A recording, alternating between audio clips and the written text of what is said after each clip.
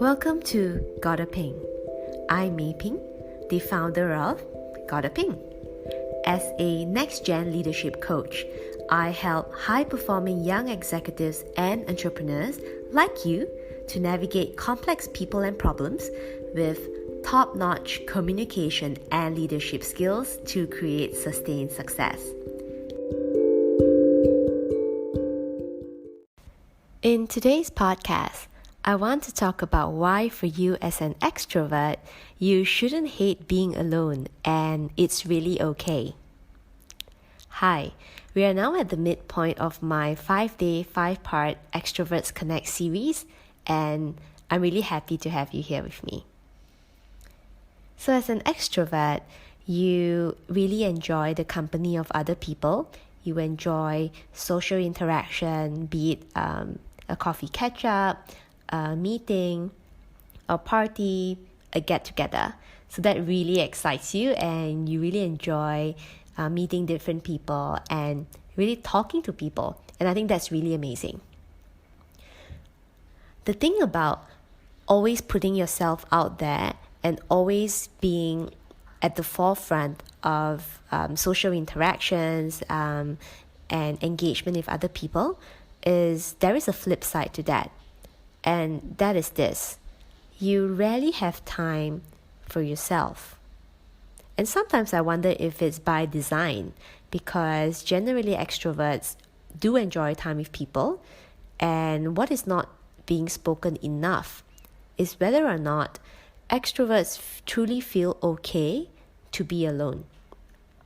So fellow extroverts out there who are listening to my podcast, I would really love to hear from you.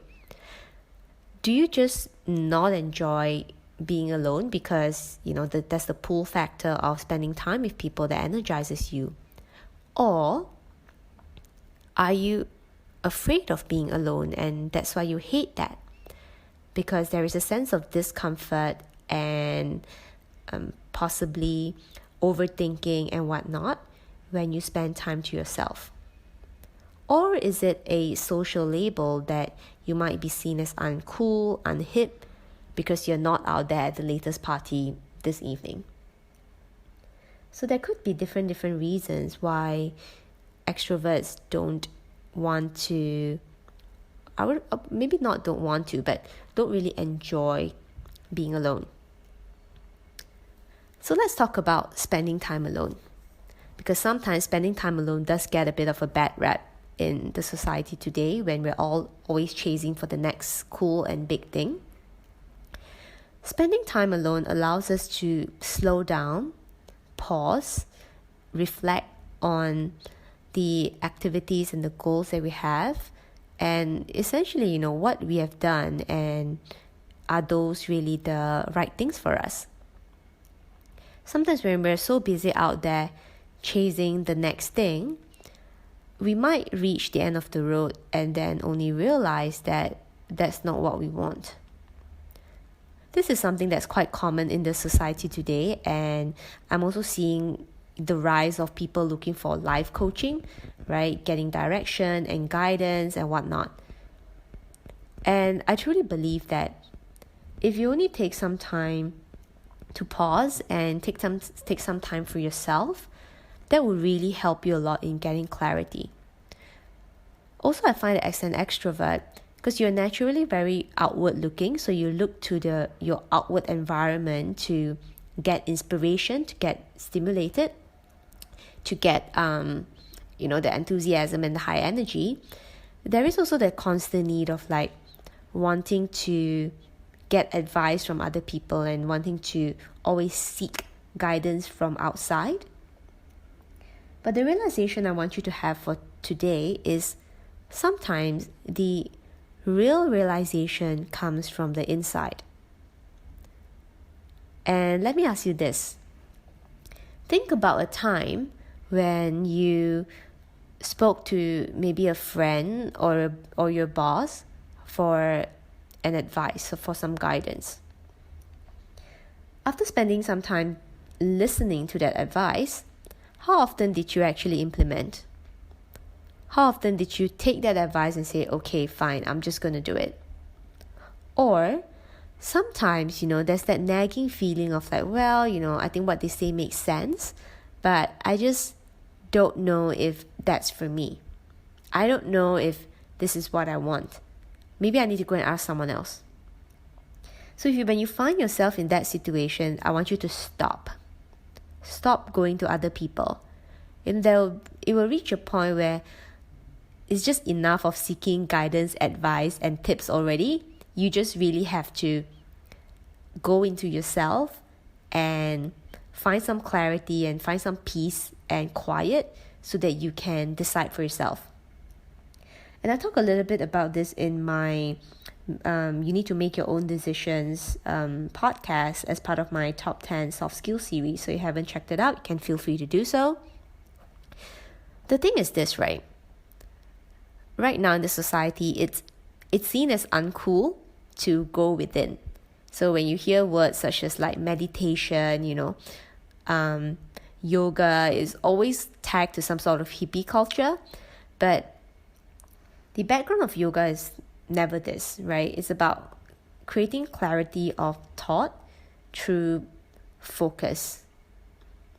So meditation is a very, very good exercise that I would highly recommend for you to quiet your mind as an extrovert. In fact, meditation is something that's really brings benefits to anybody out there who is first willing to remove that negative connotation tag to meditation and give it a try. So I've personally tried it for myself.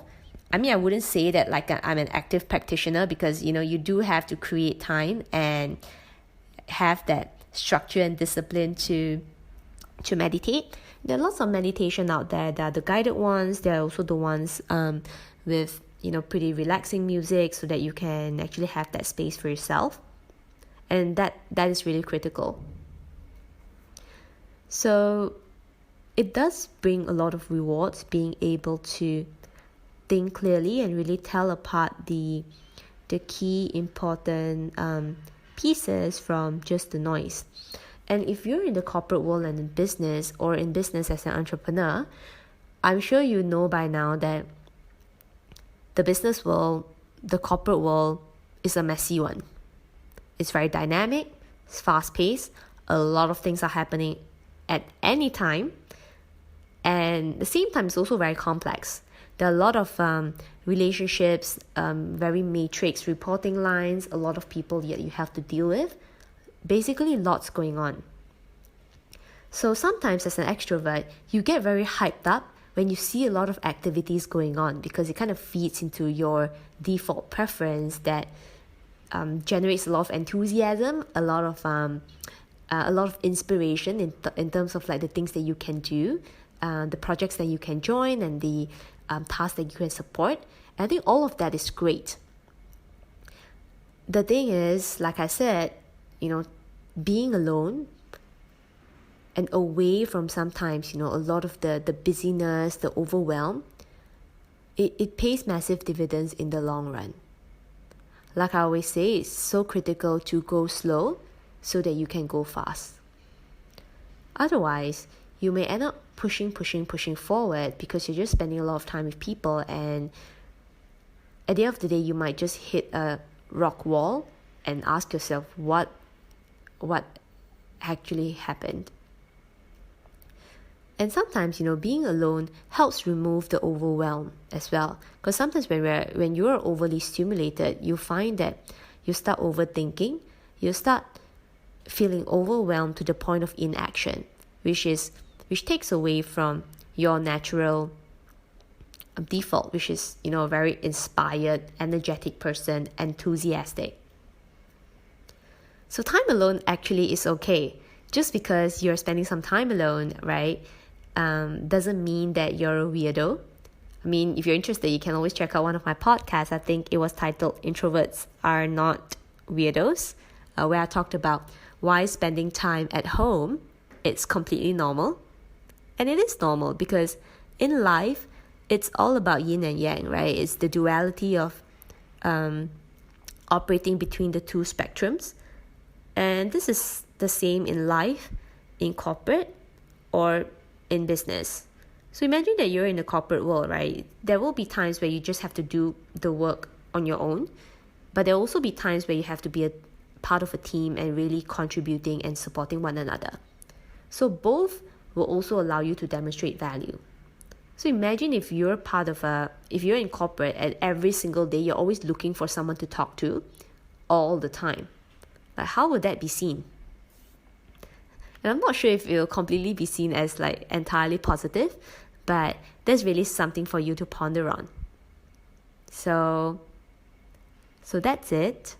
I know sometimes, this bit, some people find it very difficult to absorb it. So I would leave you with a question and ask yourself, why do you hate being alone, and what do you not enjoy about it?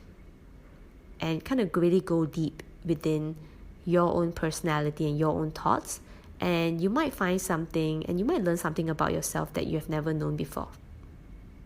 Alright, so till next time, bye!